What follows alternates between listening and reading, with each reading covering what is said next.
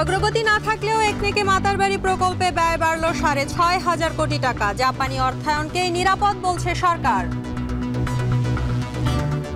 Japan কিন্তু একটা দেশ যেটা অত্যন্ত, আমি আগেই বলেছি, খুব সহজ শর্তে ঋণ দেয়। 4 বার হাত বদলে মুরগির দাম বাড়ে ৩০ টাকা। ডিমের বাজারে সিন্ডিকেট ভাঙতে খামারিদের মাধ্যমে দর নির্ধারণের সিদ্ধান্ত। খামারিদের উদ্দেশ্যে বলতে চাই, আপনারা প্রত্যেকেই ক্যাশ মেমো ছাড়া ডিম বিক্রি করবেন না। যদি করেন, ভোক্তা অধিদপ্তর থেকে বড় বড় আকারে আপনাদেরকে জরিমানা করা হবে।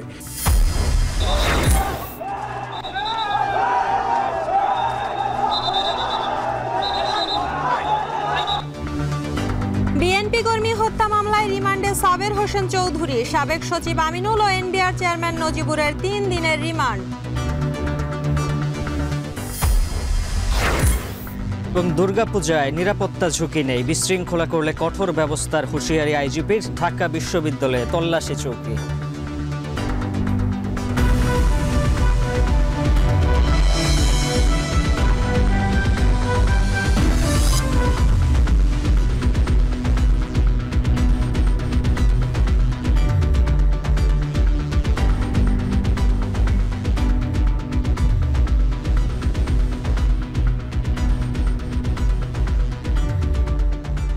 স্বাগত সান্ধ্যবাজারে। পুরো আয়োজনের সঙ্গে আছে উজ্জ্বল হাফিজ এবং আমি শম্পা বিশ্বাস। উজ্জ্বল, প্রকল্প বাস্তবায়নে তেমন কোনো অগ্রগতি নেই, অথচ মাতারবাড়ি বন্দর উন্নয়ন কাজে ব্যয় বেড়েছে প্রায় ৬,৫০০ কোটি টাকা। এছাড়া ঢাকা রংপুর মহাসড়ক নির্মাণেও ব্যয় বেড়েছে ৩৭৭ কোটি টাকা। একনেকে দ্বিতীয় দফায় যেসব প্রকল্পের অনুমোদন দেওয়া হয়েছে, আজকে 4টি প্রকল্পের অনুমোদন দেওয়া হয়েছে, তার মধ্যে 2টিরই দ্বিতীয় দফায় ব্যয় বেড়েছে। এবং পরিকল্পনা উপদেষ্টা জানান, অপচয় কমানোর বিষয়ে কাজ করছে অন্তর্বর্তী সরকার। পাশাপাশি প্রকল্প বাস্তবায়নে জাপানি অর্থায়নকে বাংলাদেশের জন্য নিরাপদ বলে উল্লেখ করেন উপদেষ্টার। পাশাপাশি বিভিন্ন প্রকল্পের জন্য কেনা শত শত গাড়ি কোথায় আছে তা খতিয়ে দেখা হবে বলেও জানান তিনি। এ নিয়ে সহকর্মী বেলায়েত হোসাইনের প্রতিবেদন রয়েছে, বিস্তারিত দেখব সেখানে। কক্সবাজারের মহেশখালীতে গভীর সমুদ্রে বন্দর নির্মাণ প্রকল্প। বলা হয়েছিল মাতারবাড়ি বন্দর বাংলাদেশের অর্থনীতির জন্য গেম চেঞ্জার হবে। এই বন্দরে জোয়ার ভাটায় যে কোনো সময়ে ৮,০০০ TEUS এর জাহাজ ভিড়তে পারবে। প্রথম দফায় ব্যয় বাড়িয়ে এর খরচ ধরা হয়েছিল ১৭,৮০৭ কোটি ৪৪ লাখ টাকা।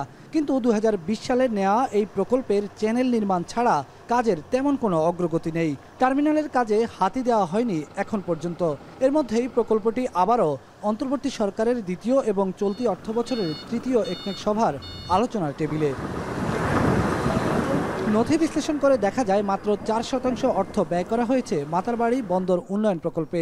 এর অর্থই হলো তেমন কোনো কাজ শুরুই হয়নি প্রকল্পটিতে। সেখানে আবারও ব্যয় বাড়ানো হয়েছে ৬,৫৭৩ কোটি ৯৬ লাখ টাকা। সব মিলিয়ে এখন এই প্রকল্পের ব্যয় দাঁড়িয়েছে ২৪,২৮১ কোটি ৪০ লাখ টাকা। এই প্রকল্প বাস্তবায়নে জাপানকে প্রাধান্য দেওয়া হবে বলে জানিয়েছেন পরিকল্পনা উপদেষ্টা। তিনি বলেন, জাপানি অর্থায়নই বাংলাদেশের জন্য নিরাপদ।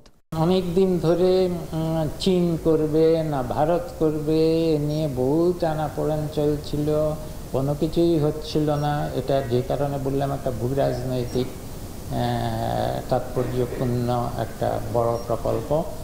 এবং আমরা ভাবলাম যে জাপান কিন্তু একটা দেশ যেটা অত্যন্ত, আমি আগেই বলেছি, খুব সহজ শর্তে ঋণ দেয়। এছাড়াও পর্যটন নগরী কক্সবাজারের সঙ্গে সড়ক ও রেল যোগাযোগ নির্বিঘ্ন করতে কর্ণফুলী নদীর উপর কালুরঘাট সড়ক ও রেল সেতু নির্মাণে নতুন প্রকল্পের অনুমোদন দেওয়া হয়। খরচ ধরা হয়েছে ১১,৫৬০ কোটি টাকা। ২০৩০ সালের মধ্যে এই প্রকল্প বাস্তবায়ন করতে হবে। এদিকে ঢাকা রংপুর 4 লেন মহাসড়কের কাজ শেষ হয়েছে টাঙ্গাইল পর্যন্ত। বাকি কাজের জন্য ৩৭৬ কোটি ৯৯ লাখ টাকা ব্যয় বাড়িয়ে এলেঙ্গা হাটি কামরুল রংপুর মহাসড়ক নির্মাণ প্রকল্পের দ্বিতীয় সংশোধনী অনুমোদন করা হয়। সোমবার প্রধান উপদেষ্টার তেজগাঁও কার্যালয়ে অন্তর্বর্তী সরকার প্রধান ডক্টর মোহাম্মদ ইউনূসের সভাপতিত্বে অনুষ্ঠিত হয় একনেক সভা। সভায় সব মিলিয়ে ২৪,৪১২ কোটি টাকা ব্যয়ে 4টি প্রকল্পের অনুমোদন দিয়েছে জাতীয় অর্থনৈতিক পরিষদের নির্বাহী কমিটি। এটা কি একটা নিয়ম নাকি?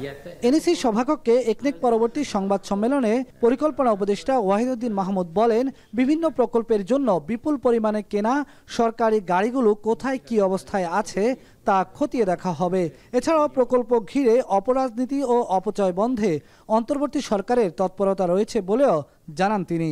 যেই প্রকল্পগুলো চলতি আছে বা প্রস্তাবিত প্রকল্প, এগুলা একটু যাচাই বাছাই করে দেখতে হচ্ছে। এগুলো অনেকগুলোর মধ্যে রাজনৈতিক প্রণোদিত প্রকল্প আছে, অনেকগুলো আছে যেগুলো ঠিকভাবে বাস্তবায়িত হয়নি বা নতুন করে যদি আমরা চিন্তা করতাম ঠিক সেভাবে এগুলোর পরিকল্পনা করতে হতো না। যেইভাবে যে কাঠামোতে আছে, কোনো রাস্তা কোনো কিছু যেভাবে যেই জায়গা দিয়ে গেছে সেটা হয়তো কোনো বিশেষ একটা অঞ্চল দিয়ে গেছে বিশেষ রাজনৈতিক কারণে।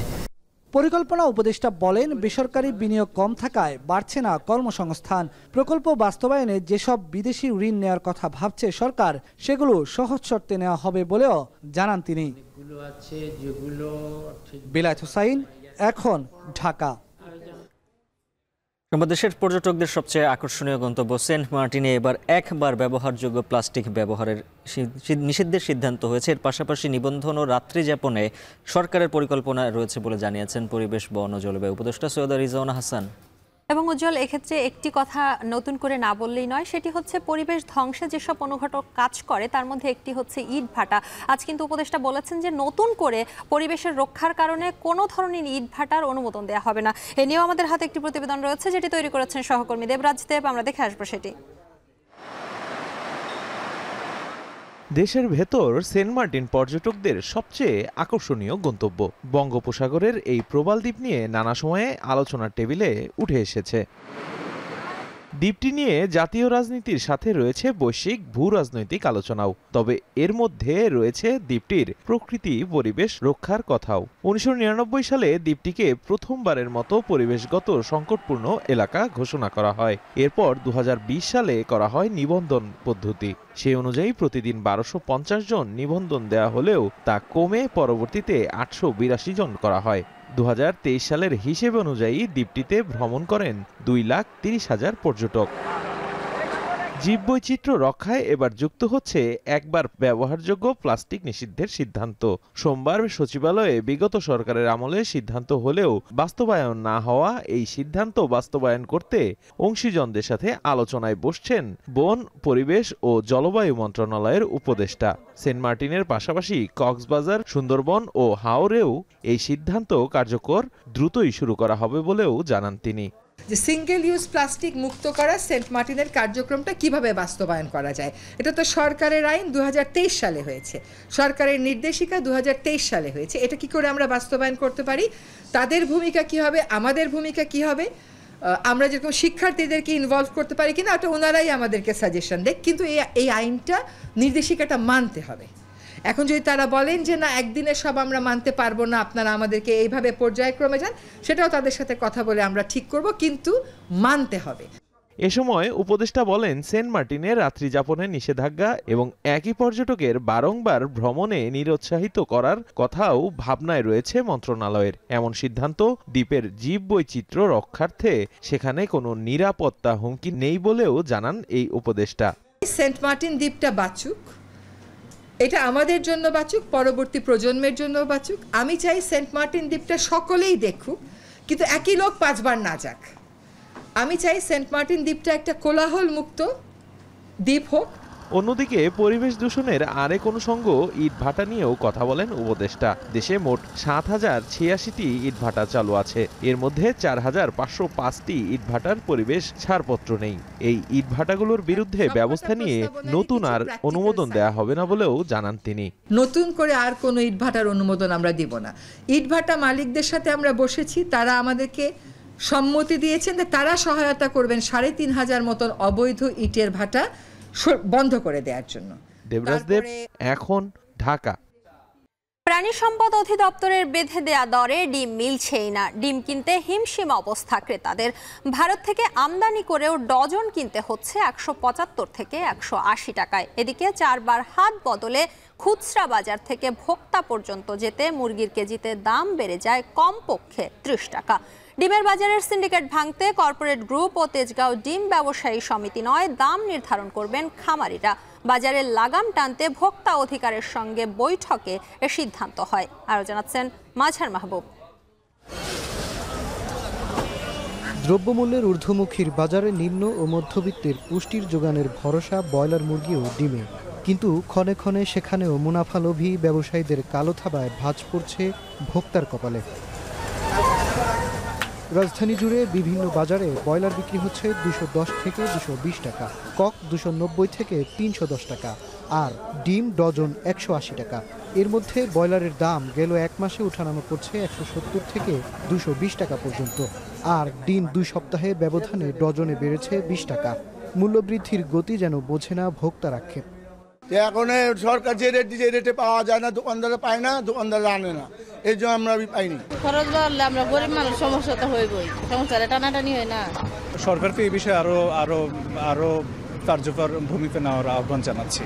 মূলত তেজগাঁও, কারওয়ান বাজার, কাপ্তান বাজার সহ একাধিক পয়েন্ট দিয়ে রাজধানীতে প্রবেশ করে মুরগি। সারা দেশ থেকে আসা ব্যাপারীদের কাছ থেকে কমিশনে মুরগি নিয়ে খুচরা ব্যবসায়ীদের কাছে পাইকারি বিক্রি করেন আড়তদাররা। এসব বাজার থেকে রাজধানীর বিভিন্ন খুচরা বাজারে মুরগি পৌঁছতে পৌঁছতে দাম বাড়ে কেজিতে 20 থেকে 30 টাকা। যদিও ব্যবসায়ীরা দায় চাপাচ্ছেন বৃষ্টি কিংবা একজন অপরজনের ওপর। শেডে মাল নাই, খামারে মাল নাই, গাড়ি আরো বিভিন্ন কথা কয়। আমাকে কিনা যা বিক্রি যায় 10 টাকা 5 টাকা লাভই। দেখা গেছে আজকে 280 বেচতেছি, কালকে 290 বেচতে পারি বা 70 বেচতে পারি। 2 সপ্তাহ আগে বিক্রি করছি 220 টাকা 30 টাকা, এখন বর্তমান বাজারে 260 টাকা বিক্রি করতে হয়, কারণ বাড়তি বাজার, একটু বৃষ্টির কারণে কম মানুষ কেনাকাটা করে, তাই এখন বাড়তি একটু বাজার। এক সপ্তাহ ধরে ব্রয়লারের দামটা একটু বেশি। আগে 60 টাকা 65 70 বিক্রি করতাম, এখন 190 85। এদিকে সরকার নির্ধারিত মূল্যে ডিম পাচ্ছেন না দোহাই দিয়ে কেনাবেচা বন্ধ রেখেছেন কাপ্তান বাজারের ব্যবসায়ীরা। তবে অন্যান্য বাজারে ডিমের দাম 180 টাকার ঘরেই। ডিম কিনে তো জরিমানা দিতে পারবো না ভাই, ডিম কিনে আমরা সরকারি রেটে ডিম পাচ্ছি না। বাজারে সরকারে যে দাম দিচ্ছে এই দামে আড়তদাররা ডিম কিনতে পারছে না, যার ফলে ডিম কিনা বন্ধ। ডিম উৎপাদন কম হওয়ার কারণে বিভিন্ন অঞ্চলে যে কর্পোরেটগুলি আছে এবং কি যে প্রান্তিক খামারিরা আছে, ওখানে ডিমের দাম 13 টাকার উপরে, 12 টাকা 90, 13 টাকা 10 পয়সা, এই পরিমাণে আমাদের ডিম খরিদ করতে হয়। দেশে দৈনিক ডিমের চাহিদা 4 কোটির মতো, সাধারণত উৎপাদন হয় 5 কোটি। এরপরও ডিমের বাজারে নাগাল টানা যাচ্ছে না। মাঝার মাহবুব, এখন ঢাকা। বিএনপি কর্মী মকবুল হত্যা মামলায় সাবের হোসেন চৌধুরীকে 5 দিনের রিমান্ড দিয়েছে আদালত। এছাড়া যুবদল নেতা শামীম হত্যা মামলায় সাবেক সিনিয়র সচিব আমিনুল হক ও রাজস্ব বোর্ডের সাবেক চেয়ারম্যান নজিবুর রহমানকে 3 দিন করে রিমান্ড দেওয়া হয়েছে। এদিকে কঠোর নিরাপত্তায় আদালতে তোলা হলেও তাদের লক্ষ্য করে ডিম নিক্ষেপ করার ঘটনা ঘটে। এ সময় এজলাসের ভিতরেও তৈরি হয় আইনজীবীদের হট্টগোল। আরও জানাচ্ছেন রাব্বি হোসেন।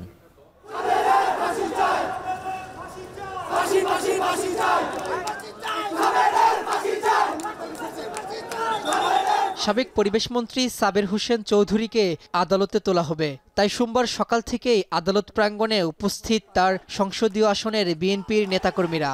সাবেক এই মন্ত্রীকে আদালতে তোলার সময় বাড়ানো হয় নিরাপত্তা ব্যবস্থা। তবে কঠোর নিরাপত্তার মধ্যেও বৃষ্টির মতো ডিম নিক্ষেপ করতে থাকেন উত্তেজিত বিএনপির নেতাকর্মীরা। 5 বারের সংসদ সদস্য সাবের হোসেন চৌধুরী আওয়ামী সরকারের বিভিন্ন মন্ত্রণালয়ের দায়িত্ব পালন করেন। তাকে রবিবার রাতে গুলশান থেকে গ্রেপ্তার করে ডিবি পুলিশ। পরে 2022 সালের বিএনপি কর্মী মকবুল হত্যা মামলায় গ্রেপ্তার দেখানো হয়। এ মামলায় সোমবার বিকেলে আদালতে তুলে 10 দিনের রিমান্ড চায় পুলিশ। পরে তাকে 5 দিনের রিমান্ড দেন আদালত। শুনানি চলাকালীন এজলাসের ভেতরেও তাকে লক্ষ্য করে বিএনপিপন্থী আইনজীবীরা ডিম ছুঁড়ে মারেন।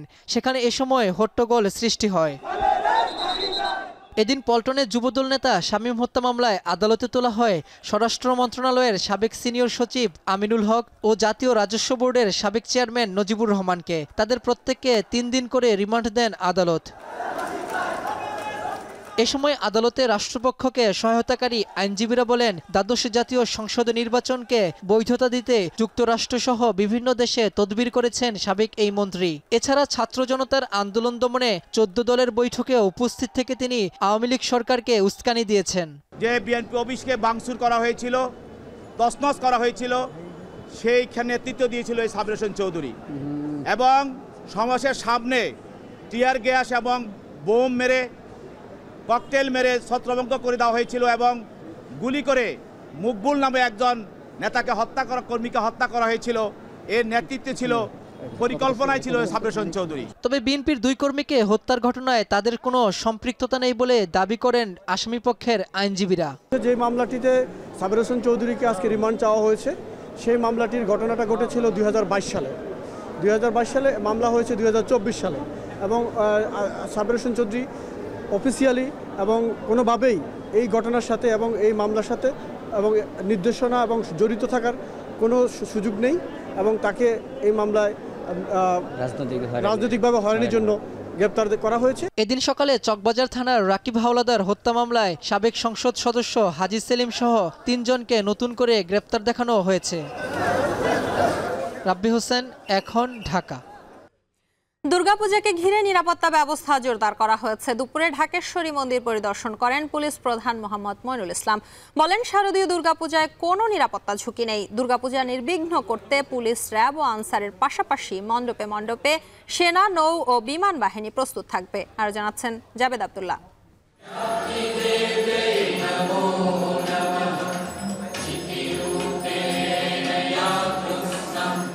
সাম্প্রদায়িক সম্প্রীতির এদেশে উৎসব সবার। গত 2 অক্টোবর মহালয়ার মাধ্যমে শুরু হয়ে গেছে শারদীয় দুর্গোৎসবের আনুষ্ঠানিকতা।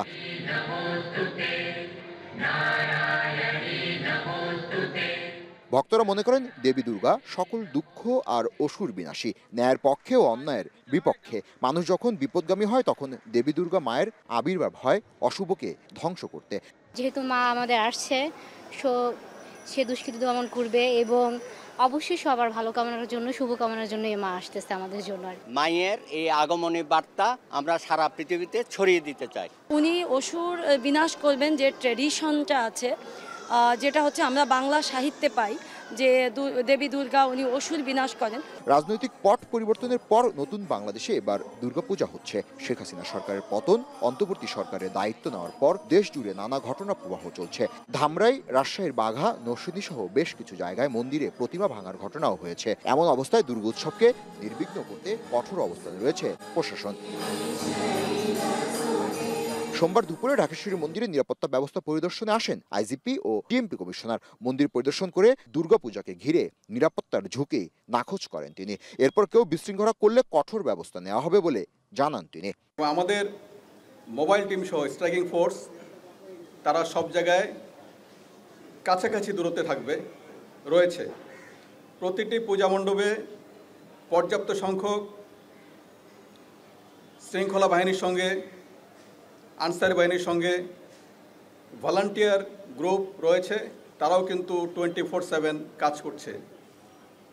সুতরাং কোথাও কোনো ধরনের বিশৃঙ্খলা, অপতৎপরতার কোনো সুযোগ নাই। এবার সারা দেশে 32,000 মণ্ডপে পূজা হবে। 24 ঘন্টা নিরবিচ্ছিন্ন নিরাপত্তা দায়িত্বে থাকবে আনসার ভিডিপির 2 লাখেরও বেশি সদস্য। পাশাপাশি এবারই মণ্ডপে মণ্ডপে প্রস্তুত থাকবে সশস্ত্র বাহিনীর সদস্যরা।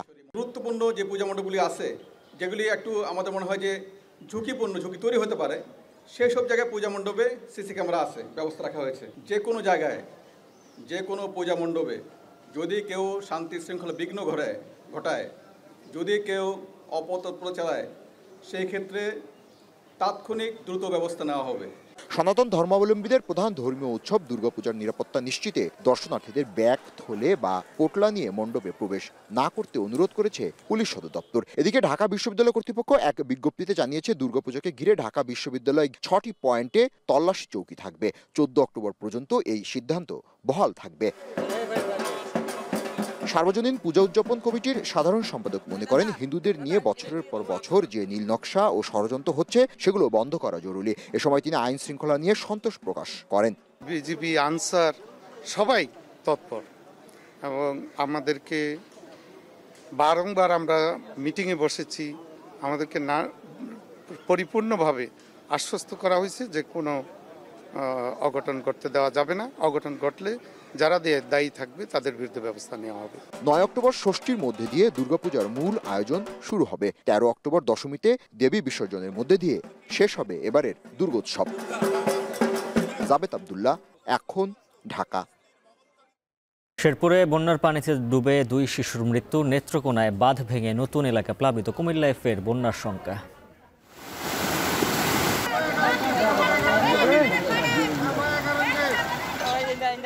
অবদা ভাঙ্গার কারণে এখন কিন্তু হাজার হাজার ফ্যামিলির বাড়ি ঘরে পানি উঠে যাইতেছে।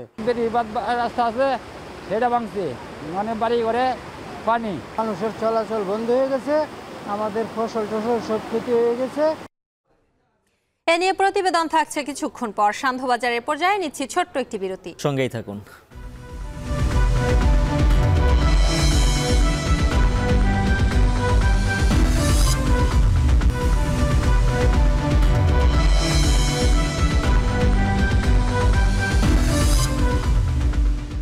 ফিরে এলাম বিরতির পর। আপনারা দেখছেন সান্ধ্যবাজার। ময়মনসিংহ শেরপুরে বন্যা পরিস্থিতির কিছুটা উন্নতি হয়েছে। বৃষ্টিপাত না হওয়ায় কমতে শুরু করেছে বন্যার পানি। তবে নেত্রকোনায় বাঁধ ভেঙে প্লাবিত হয়েছে নতুন নতুন এলাকা। বিস্তারিত প্রতিবেদনে। উজানের পানি কমতে শুরু করলেও এখনও ডুবে আছে নিম্নাঞ্চল। দুর্ভোগ দুর্দশায় নাকাল দুর্গত এলাকার মানুষের জীবন। উজান থেকে নেমে আসা ঢল রূপ পাল্টে হয়েছে বন্যা।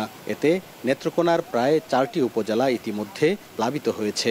এর মধ্যে সদর, দুর্গাপুর, পূর্বধলা ও কলমাকান্দা উপজেলার বানের পানিতে ডুবছে হাজারো বাড়িঘর।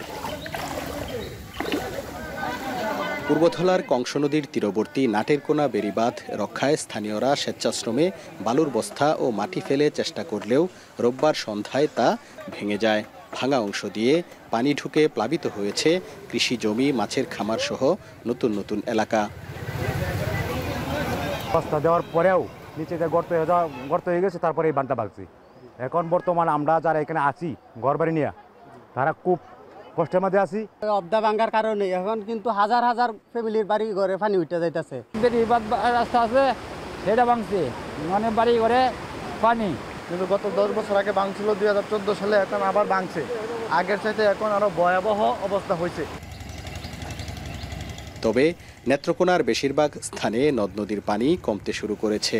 সোমবার সকাল পর্যন্ত কংস নদীর পানি প্রায় 43 সেন্টিমিটার কমে বিপদসীমার নিচে বইছে। পানি কমেছে সোমেশ্বরী নদীর, তবে এখনও দুর্ভোগে পানিবন্দী বাসিন্দারা।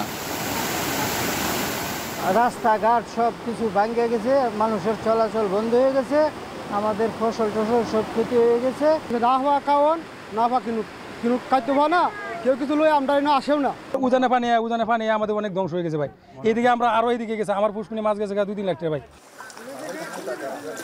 এদিকে বৃষ্টি না হওয়ায় ময়মনসিংহের হালুয়াঘাট ধোবাউড়া উপজেলার বন্যা পরিস্থিতির উন্নতি হয়েছে। ইতোমধ্যে হালুয়াঘাট উপজেলার 5টি এবং ধোবাউড়া উপজেলায় 3টি ইউনিয়ন থেকে পানি নেমে গেছে। তবে এখনও 2 উপজেলার 11 ইউনিয়নের নিম্নাঞ্চল পানির নিচে। পানিবন্দী প্রায় 30,000 পরিবারের 1.5 লাখেরও বেশি মানুষ। প্রত্যেকটা বাড়িতে বাড়িতে পানি এবং রুমের ভিতরে কোমর পানি। কালকা থেকে খাওয়া দাওয়া নাই, সকালে কিছু শুকনো খাবার খাইছিলাম, এই খাওয়াতে আছে আর কি। ময়মনসিংহের বন্যা কবলিত এলাকায় দেখা দিয়েছে শুকনো খাবার, বিশুদ্ধ পানি ও শিশু খাদ্যের তীব্র সংকট। বাচ্চা কাচ্চা এই অবস্থায় আছি যে বাইরে কোনো দিকে যায় এরকম কোনো পরিস্থিতি নাই। 3-4 দিন ধরে কেউ তো খোঁজ খবর লইছে না। আমাদের ঘরে পানি, পাক ঘরে পানি, আমরা রান্না করে খাইতে পারতেছি না।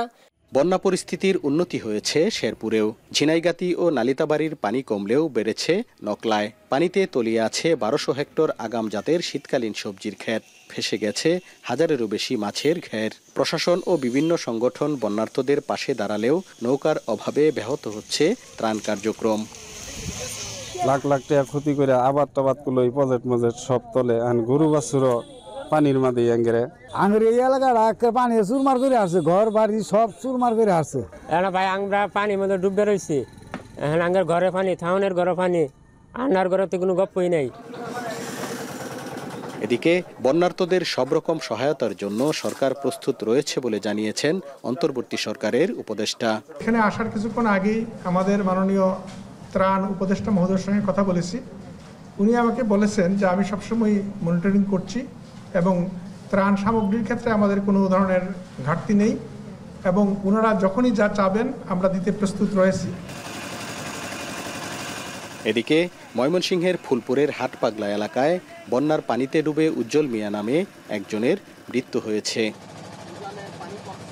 হারুনুর রশিদ, এখন ময়মনসিংহ। সামাজিক যোগাযোগ মাধ্যমে অন্তর্বর্তী সরকারের প্রধান উপদেষ্টা ও নিহত আবু সাঈদকে নিয়ে আপত্তিকর মন্তব্য করায় লালমনিরহাটের জেলা প্রশাসকের কার্যালয়ের সহকারী কমিশনার তাপসী তাবাসসুম মুরমিকে সাময়িক বরখাস্ত করা হয়েছে। সোমবার বিতর্কিত মন্তব্যের জেরে তাপসী তাবাসসুম মুরমিকে সাময়িক বরখাস্ত করে জনপ্রশাসন মন্ত্রণালয়। এর আগে তাকে দায়িত্ব থেকে সরিয়ে ওএসডি কর্মকর্তা করা হয়। নির্বাহী ম্যাজিস্ট্রেট তাপসী রংপুর বেগম রোকেয়া বিশ্ববিদ্যালয়ে নিহত হওয়া শিক্ষার্থী আবু সাঈদকে সন্ত্রাসী বলে ফেসবুকে পোস্ট দেন। এছাড়া অন্তর্বর্তী সরকারের প্রধান উপদেষ্টাকে নিয়েও বিতর্কিত মন্তব্য করে সমালোচনার মুখে পড়েন। এরপরেই তার বিরুদ্ধে বিভাগীয় ব্যবস্থা নেওয়া শুরু হয়। সাকিবের দেশে খেলে অবসর নেওয়ার সম্ভাবনা আছে জানালেন বিসিবির সভাপতি। হাতুরু সিংহের বিষয়ে সিদ্ধান্ত হবে শিগগিরই।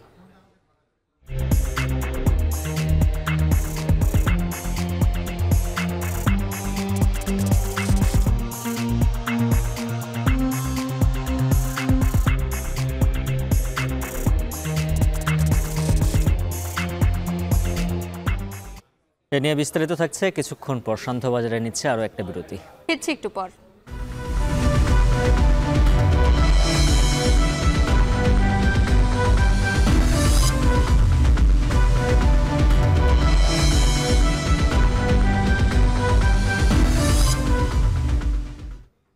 বিরতির পর ফিরে এলাম। দেখছেন শান্তবাজার।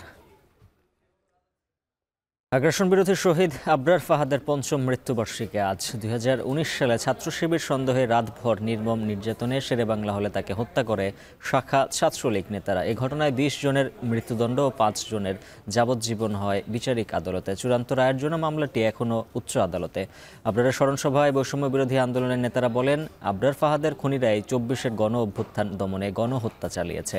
সন্ত্রাসী দল হিসেবে ছাত্রলীগকে নিষিদ্ধেরও দাবি তোলেন কেউ কেউ। বিস্তারিত আজহার লিমনের প্রতিবেদনে। কাবেরী নদীর পানি ছাড়াছাড়ি নিয়ে কানাডিয়ার তামিলদের কামড়াকামড়ি কয়েক বছর আগে শিরোনাম হয়েছিল। যে দেশের এক রাজ্যই অন্যকে পানি দিতে চায় না, সেখানে আমরা বিনিময় ছাড়া দিনে 1.5 লাখ কিউবিক মিটার পানি দেব। 5 বছর আগে অক্টোবরের 5 তারিখ বিশ্ববিদ্যালয়ের ছুটিতে বাড়িতে বেড়াতে এসে এভাবেই নিজের ফেসবুক পাতায় ফেনী নদীর পানি বন্টন নিয়ে প্রশ্ন তুলেছিলেন অনন্ত মহাকালের এক যাত্রী। এর 2 দিন পর 7 অক্টোবর বিশ্ববিদ্যালয় থেকে আবার কুষ্টিয়ায় ফেরেন তিনি, কিন্তু নিথর দেহে। অসীম মহাকাশের দিকে মহাকালের যাত্রীর মাঝখানের কয়েকটি ঘণ্টা কাটে তার প্রিয় প্রকৌশল বিশ্ববিদ্যালয়ে। 6 অক্টোবর বাড়ি থেকে ফেরার পর ছাত্র শিবির সন্দেহে তার ছাত্রলীগ বন্ধু বড় ভাইয়েরা মধ্যরাত থেকে তার উপর শুরু করে বীভৎস নির্যাতন।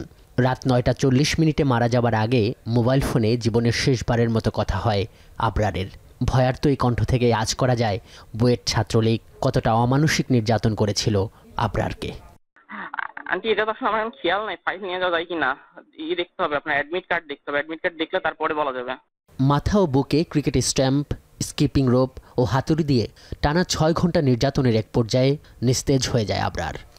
সিসিটিভি ফুটেজে নিথর আবরারকে ধরাধরি করে নামিয়ে আনার যে ছবিটা দেখা যায় তা এই সিঁড়ি ধরেই 5 বছর আগের সেই হত্যাকাণ্ডের জন্য 20 জনকে মৃত্যুদণ্ড এবং 5 জনকে যাবজ্জীবন দেওয়া হয়েছে।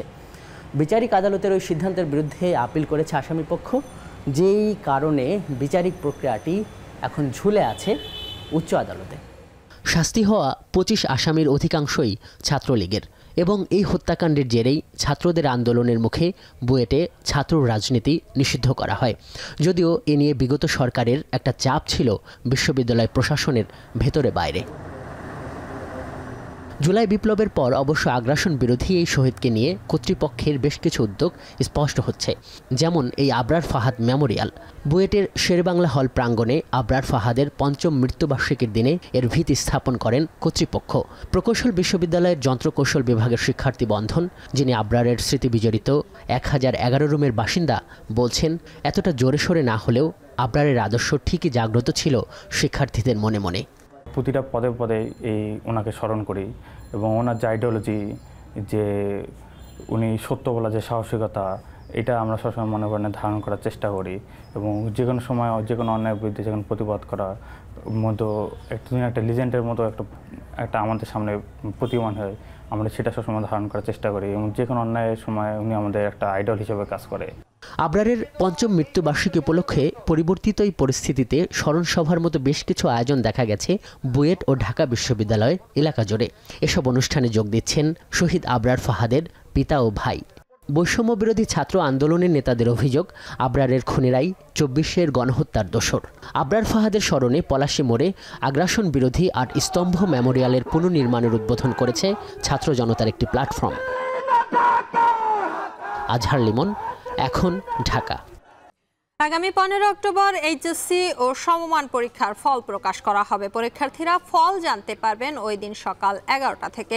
সোমবার আন্তঃশিক্ষা সমন্বয় কমিটির চেয়ারম্যান অধ্যাপক তপন কুমার সরকার এই তথ্য জানান। তবে এবার কোনো কেন্দ্রীয় অনুষ্ঠান হবে না, বোর্ড অফিস থেকে প্রকাশ করা হবে এই ফল। এর আগে কোটা সংস্কার আন্দোলনের কারণে স্থগিত করা হয় ৬ বিষয়ের পরীক্ষা। গণ অভ্যুত্থানের পর অন্তর্বর্তী সরকার দায়িত্ব নিলে পরীক্ষা বাতিলের আন্দোলনে নামে পরীক্ষার্থীরা। তখনই পরীক্ষা বাতিল করে সিদ্ধান্ত নেওয়া হয় যেসব বিষয়ের পরীক্ষা হয়নি সেগুলোর ফল প্রকাশ করা হবে এসএসসি বা সমমানের পরীক্ষার ফলাফলের ভিত্তিতে বিষয় ভিত্তিক ম্যাপিং করে।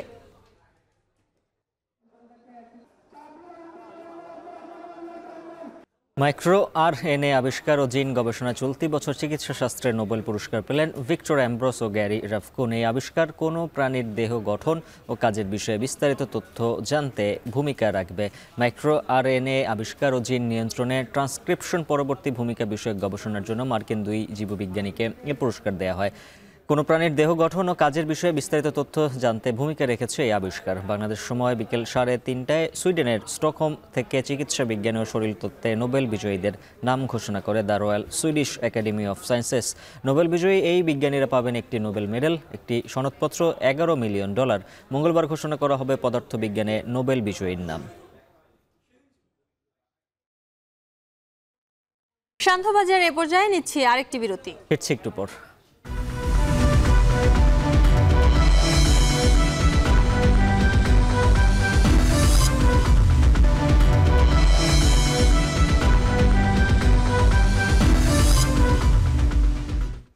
বিরতির পর ফিরে এলাম। দেখছেন শান্তবাজার। সাকিব আল হাসানের দেশে খেলে অবসর নেওয়ার সম্ভাবনা রয়েছে। সোমবার বোর্ড সভা শেষে এমনটাই জানালেন বিসিবি সভাপতি ফারুক আহমেদ। বিসিবির শীর্ষ কর্তা বলছেন হেড কোচ চান্ডিকা হাতুড়ে সিংহে আর কিউরেটর গামিনীর বিষয়ে সিদ্ধান্ত নেওয়া হবে শিগগিরই। আরও জানাবেন আরিফুল ইসলাম সাহাব। মামলার খড়গ নিয়ে জাতীয় দলের হয়ে খেলা সাকিব আল হাসান বাংলাদেশে খেলে অবসর নেবেন এমনটাই চান বলে সাম্প্রতিক সময়ে জানিয়েছেন ক্রীড়া উপদেষ্টা। তারপর থেকেই দেশের মাটিতে খেলে অভিজাত ফরম্যাটকে বিদায় জানানোর সম্ভাবনাটা জোরালো হতে থাকে সাকিবের। এবার বিসিবি সভাপতিও সে বিষয়ে দিলেন সবুজ সংকেত। সাকিবের ব্যাপারটা পুরোপুরি গভর্নমেন্ট লেভেল থেকে আসতে হবে। সাকিবের সাথে আমার যোগাযোগ হয়েছে, সাকিবের খুব ভালো সম্ভাবনা আছে বাংলাদেশ থেকে রিটায়ার করার।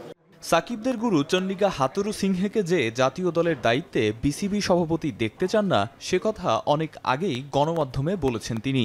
বিসিবির মসনদে বসেই লঙ্কান কোচকে সরানোর ব্যাপারে আভাসও দিয়েছিলেন। তবে এখন অবধি হাতুরুকে বিদায় দেওয়ার দিনক্ষণ চূড়ান্ত করতে পারেনি বিসিবি। এখনো 3টে সিরিজ আছে সামনে, 6 মাস সময় আছে। আমরা চেষ্টা করছি পজিটিভ তাড়াতাড়ি কিছু দেখতে পারবো না। আমি যদি কিছু চেষ্টা না করি, যদি ফ্রুটফুল কিছু না পাই, আমি কিন্তু হুট করে কোনো ডিসিশন নিতে পারবো না। মিরপুরের পিচে রান খরা থাকায় কিউরেটর গামিনীকে নিয়ে প্রায়ই সমালোচনা হয়। লম্বা সময় ধরে এ দায়িত্বে থাকা লঙ্কানের সাম্প্রতিক কর্মকাণ্ডেও খুশি নন ফারুক আহমেদ। তবে আসন্ন বিপিএলে স্পোর্টিং উইকেট করার ব্যাপারে আশাবাদী বিসিবি বস।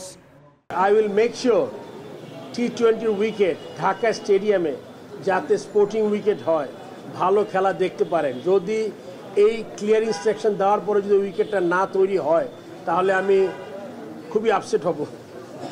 সেটা আমি চেষ্টা করব যাতে আপনার একটা ভালো স্পোর্টিং উইকেট হয়, যাতে প্লেয়াররা ভালো উইকেটে স্কোর করতে পারে, বোলাররা ভালো উইকেটে রান করতে পারে। ফারুক আহমেদ দায়িত্ব নেওয়ার পর তৃতীয়বারের মতো বোর্ড সভা করলেন। অধিকাংশ পরিচালকই সভায় অনুপস্থিত ছিলেন। কেউ কেউ আত্মগোপনে থাকায় 3 বারই ছিলেন না। গঠনতন্ত্র অনুযায়ী তাদের পদ চলে যাওয়ার কথা, তবে তাদের বিষয়ে দ্রুতই সিদ্ধান্ত আসবে বলে জানালেন বিসিবি প্রধান। আরিফুল ইসলাম সাহাব, এখন। এর সাথে শেষ করছি সান্ধ্যবাজার, তবে যাবার আগে শিরোনামগুলো জানিয়ে দিব আরো একবার। অগ্রগতি না থাকলেও একদিকে মাতারবাড়ি প্রকল্পে ব্যয় বাড়ল 6,500 কোটি টাকা। জাপানি অর্থায়নকে নিরাপদ বলছে সরকার।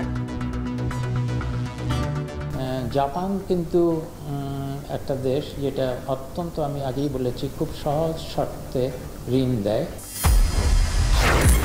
4 বার হাত বদলে মুরগির দাম বাড়ে 30 টাকা। ডিমের বাজারে সিন্ডিকেট ভাঙতে খামারিদের মাধ্যমে দর নির্ধারণের সিদ্ধান্ত।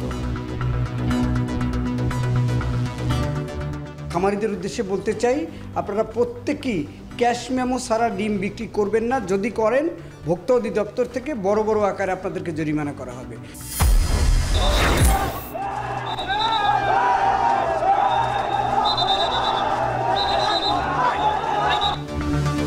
বিএনপি কর্মী হত্যা মামলায় রিমান্ডে সাবের হোসেন চৌধুরী। সাবেক সচিব আমিনুল ও এনবিআর চেয়ারম্যান নজিবুরের 3 দিনের রিমান্ড। এবং দুর্গাপূজায় নিরাপত্তা ঝুঁকি নেই, বিশৃঙ্খলা করলে কঠোর ব্যবস্থার হুঁশিয়ারি আইজিপির। ঢাকা বিশ্ববিদ্যালয়ে তল্লাশি চৌকি।